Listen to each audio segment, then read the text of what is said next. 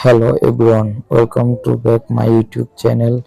Into this video I am going to show you how to see your Roblox password step by step. Okay, let's start it.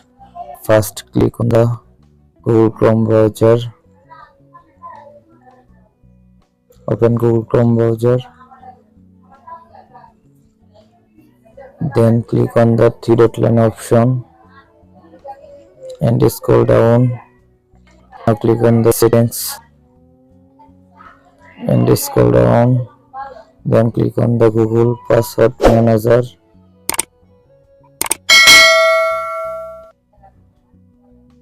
Share Roblox password roblox.com.